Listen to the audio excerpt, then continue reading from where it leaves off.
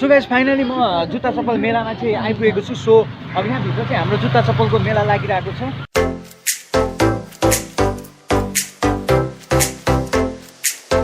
So guys अब हामी भित्र गएर हेरौँ कस्तो कस्तो नेपाली ब्रान्डको जुत्ता चप्पलहरू चाहिँ बेच्न राखिएको छ। सबै हामीले चाहिँ अब राम्रोसँग हेर्छौँ यहाँनिर।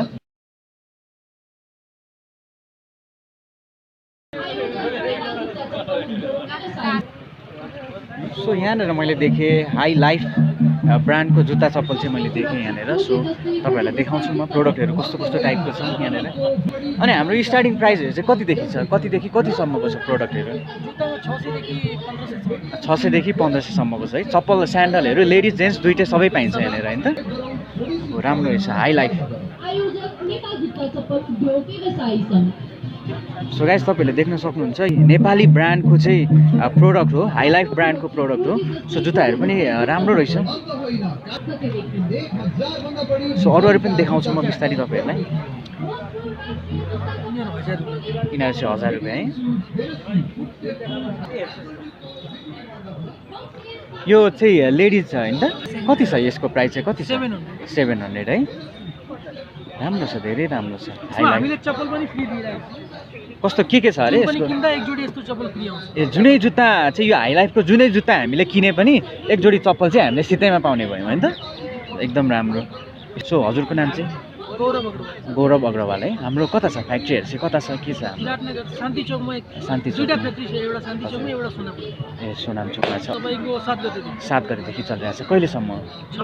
26 गतेसम्म है त।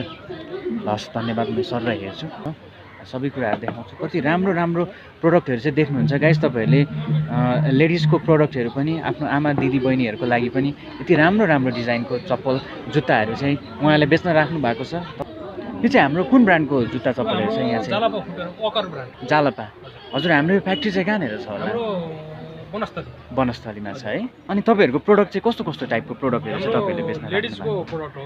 लेडिजको। हजुर हजुर। लेडिजमा casual party wear. Casual party वेयरको। अनि यो प्रोडक्टहरू चाहिँ हजुरहरूकै बनेको? हजुर हाम्रै हो। तपाईँहरूकै छ है। अनि यहाँ ब्रान्ड चाहिँ यो यसमा तपाईको लेडिजमा अझै तपाईको नेपाली सामानप्रति अलि माया गरेको ए त्यो चाहिँ देखिरहेको छ भनेपछि है। मैले थुप्रै नेपाली प्रोडक्टहरू बनेको देखेँ। मेड इन नेपालै लेखेर तपाईँ देखेर राख्ने हो भने अब लेडिजमा अझै पनि तपाईको आफ्नो राष्ट्रप्रति अलिकति त्यो माया प्रेम चाहिँ अलिक नदेखिने रहेछ हैन त। त्यो हामीले चाहिँ बानी लगाउँदैछौँ। बानी लगाउनु पर्छ हो। हजुर हजुर। यहाँ देख्नु पनि भएको छ कम। हजुर हजुर। कारण यही नै हो। कारण चाहिँ यही हो भनेपछि ब्रान्डले गर्दा त्यो लोगोले गर्दा धेरै फरक चाहिँ पार्ने रहेछ सामानमा। मेड इन नेपाल राख्ने यहाँ नेपाली चाहिँ यो चाहिँ भन्ने उ गर्ने हामी त मेन मार्केटलाई फोकस गर्ने। मार्केटलाई फोकस गर्नु पर्यो। यसो चाहिँ हाम्रो चाहिँ प्रचारको लागि हो। हजुर हजुर। अनि अब बिस्तारै बिस्तारै अब बानी लाग्दै जान्छ। खरै हैन यो प्रोडक्टहरू चाहिँ सबै नेपालमै बन्ने भए पनि यसमा लोगोको कारणले गर्दाखेरि चाहिँ अझै पनि हामीले चाहिँ आफ्नो नेपाली लोगो चाहिँ राखेर बेच्न सकिरहेको छैनौँ।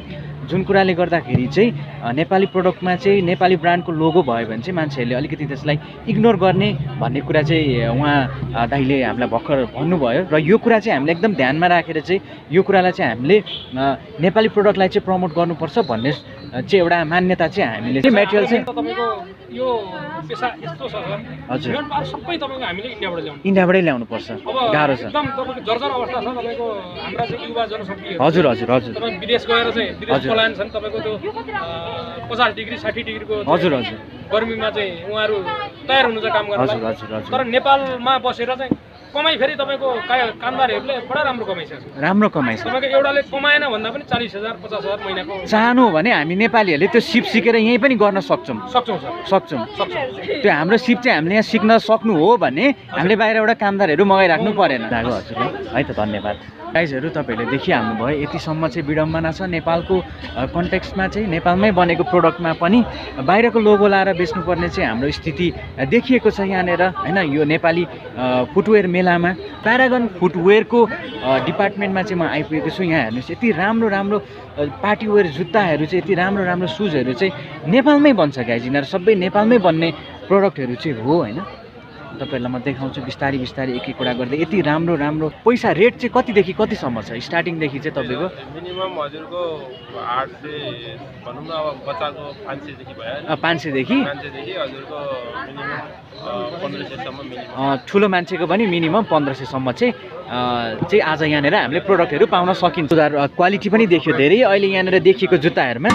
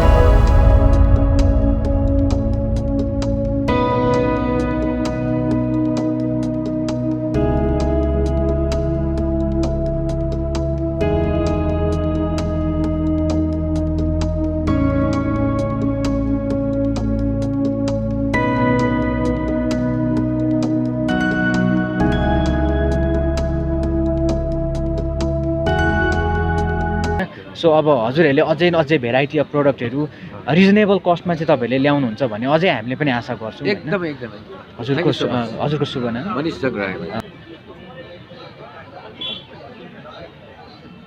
ल गाइजहरू हेर्नुहोस् तपाईँहरूले यस्तो यति राम्रो डिजाइनको सुजहरू चाहिँ अब हामीले नेपाली बजारमा नेपाली प्रोडक्ट नेपाली मार्केटमै नेपालमै बनेको चाहिँ अब हामीले पाउन सक्छौँ। राम्रो प्रोडक्टहरू यहाँ देखिन्छ। सो हेर्नुहोस् डिजाइनहरूदेखि लिएर कति राम्रो डिजाइनको जुत्ताहरू चाहिँ अब हामीले नेपाली मार्केटमै पाउन सकिन्छ।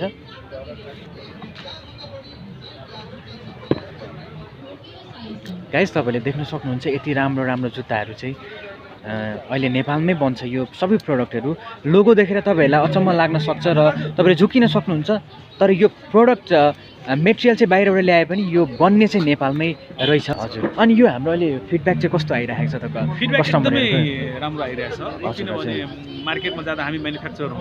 हजुर, म्यानुफ्याक्चररले तपाईँको डिलरलाई दिन्छ। त्यही त डाइरेक्ट चाहिँ तपाईँहरूले यसरी कस्टमरसँग कन्ट्याक्ट गर्न पाउँदाखेरि चाहिँ कस्तो भइरहेको छ हैन, कस्तो फिडब्याक छ? डाइरेक्टर भएर हजुर, यहाँ मैले उभिनुको मतलब कस्टमरको फिडब्याक लिइरहेको छु। हजुर, कुन जुत्तालाई कस्टमरले बढी उचालिराख्नु भएको छ, हजुर, कुन जुत्ताको ट्रेन्ड अहिले छ, कुन फेसन छ, हजुर, प्राइसमा अरूको चित्त बुझ्दो छ कि छैन, हजुर, हैन ती फिडब्याककै बेसिसमा हामीले कम्पनीलाई चाहिँ ग्रो गराउन हामीलाई एकदम सजिलो पनि भयो। त्यो कुराले गर्दा डाइरेक्ट चाहिँ तपाईँहरूको कस्टमरसँग चाहिँ इन्टरेक्सन हुनु भनेको चाहिँ तपाईँहरूलाई अझै धेरै आइडिया अझै धेरै चाहिँ उहाँहरूको डिमान्डको बारेमा चाहिँ थाहा हुने भयो। जुन जुत्ता 2000 मा हामीले अहिले उपलब्ध गराएको छौँ, हजुर, त्यो जुत्तामा होलसेलर हुँदै, हजुर, पहिला त डिलर कहाँ जान्छ, डिलर हुँदै होलसेलर कहाँ हुँदै त्यस पछाडि रिटेलर हुँदै कस्टमरको हातमा पुग्दा 4000 भन्दा घटीमा त्यो पाउँदैनौँ हामीले चाहिँ बाहिर किन्नलाई। हजुर, किनभने तीन चरणको 4 चरणको त्यसमा प्रफिटको एडिसन हुन्छ। तर डाइरेक्ट हामीले कम्पनीले सेल गरेको भएर त्यो जुत्ता हामीले यहाँ 2000 मै उपलब्ध गराएको। अनि